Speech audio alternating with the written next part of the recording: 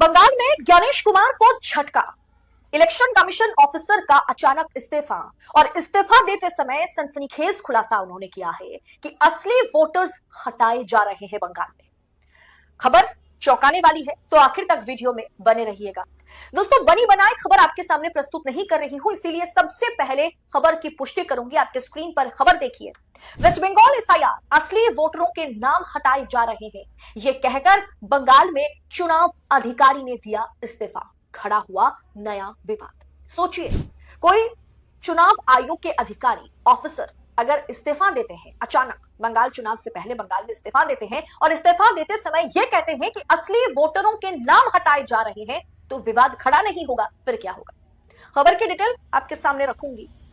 दोस्तों, पश्चिम बंगाल में चल रहे स्पेशल इंटेंसिव रिवीजन में लगे आप जानते हैं कि एक जो असिस्टेंट इलेक्टोरल रजिस्ट्रेशन ऑफिसर हैं, जिसे एईआरओ कहा जाता है, उन्होंने अचानक से इस्तीफा दे दिया और इस्तीफा देते समय उन्होंने ऐसा एक बयान दिया है जो नया विवाद खड़ा कर दिया है। दरअसल उन्होंने आरोप लगाया कि कई असली वोटरों के नाम वोटर लिस्ट से हटाने की कोशिश की जा रही है। उन्हें बेवजह लॉजिकल डिस्क्रिपेंसी मामलों में डाला जा रहा है। लॉजिकल डिस्क्रिपेंसी मामला उन वोटरों से जुड़े हैं जिनकी फैमिली ट्री मैपिंग के दौरान अजीब फैमिली डेटा जिनमें पाया गया है। मतलब हर फैमिली का एक टीप पैटर्न होता है कि कौन दादा थे, उसके बाद कौन पिता थे। अस्सलाम वालेकुम वरहमतुल्लाहि वबरकातुहू। अज़ीज़ान मिल्लत इस्लामी, आप तमाम उम्मती को अबू फैसल की तरफ से सलाम अर्ज़ है। घर में बड़ी बरदानशीन इज़्ज़तदार माँ और बहनों को अबू फैसल की तरफ से सलाम अर्ज़ है। बहरहाल बहरकैफ अल्लाह से उम्मीद है आप लोग खैरियत से होंगे, अल्लाह की हिफाज़त में होंगे।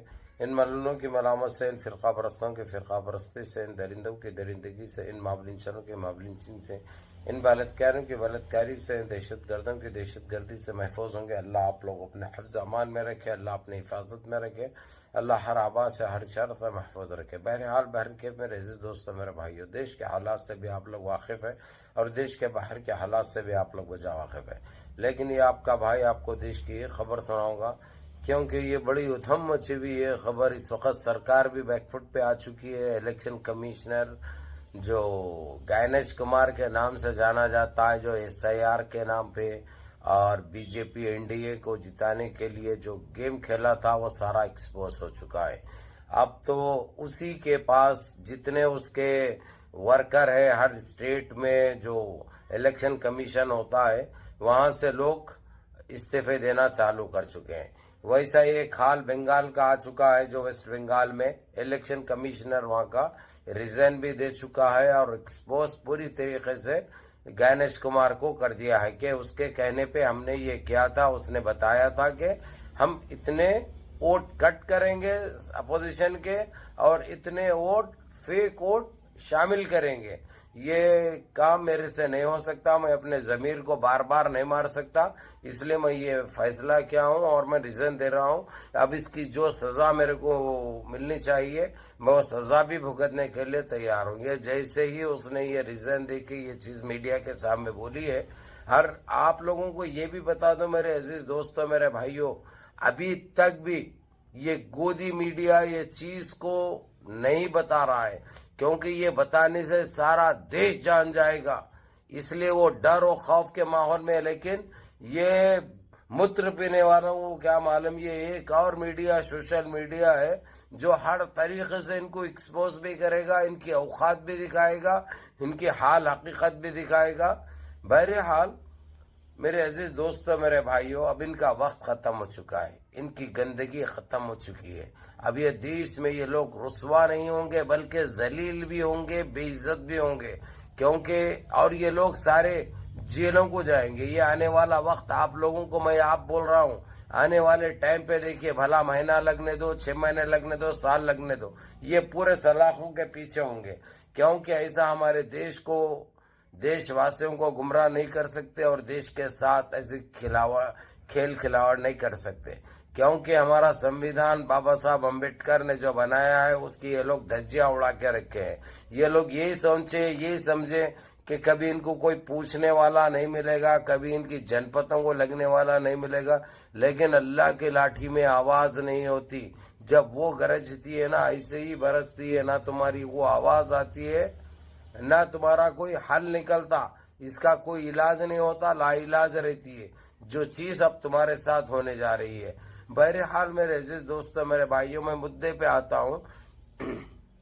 अभी वेस्ट बंगाल का जो इलेक्शन कमीशन न रहे, मेन इंचार्ज जो है, उन्हें रिजाइन लिख दिया और उसके साथ उसके 11 मेंबरों ने भी रिजाइन लिख दिया और सब अपने मीडिया को बुलाकर और एक तहरीरी लेटर लिख कर गवर्नर को भी बता दिया और सुप्रीम कोर्ट को भी ये चीज़ बता दी और सुप्रीम कोर्ट से ये भी कहा है जब भी हमारी ज़रूरत पड़ेगी, अगरचे ये लोग हमारे साथ वैसे कोई गलत हरकत नहीं करें, हम अगरचे सही रहे, सेहतमंद रहे, तो हम बराबर आएंगे और आके जो है सो जो चीज़ है बराबर बताएंगे। हमको कोई चीज़ से इंसानियत के मामले में और ज़मीर के मामले में और देश के हित के बारे में हमारे को बड़ी फिक्र है, इसलिए हम इनको सारा एक्सपोज करने के लिए हम तैयार हैं। जबकि हमको हर तरीक़े से भी ख़रीदने की कोशिश की गई, हमको डराया धमकाया गया, हमारे फैमिलियों को किडनैप करते बोले ये लोग, गोली मार देते बोले ये लोग, हर तरीक़े से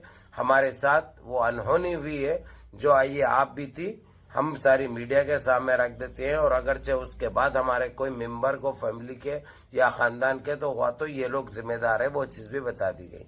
आप कहाँ बचोगे तुम, अब किधर से बचोगे तुम, आप कौन सा आईडी इस्तेमाल करेंगे, पीडी इस्तेमाल करेंगे, थिंडी इस्तेमाल करेंगे, घप बोल के लग जाएगा। मेरे हाल मेरे दोस्तों, मेरे भाइयों, बेहद बेहतरीन खबर है, पूरी देखो और अपने 4 दोस्त अहबाब को भी दिखाओ ताकि दिलों को जगाने का एक मौका मिल सके, अपने ज़मीरों को जगाने का एक मौका मिल सके।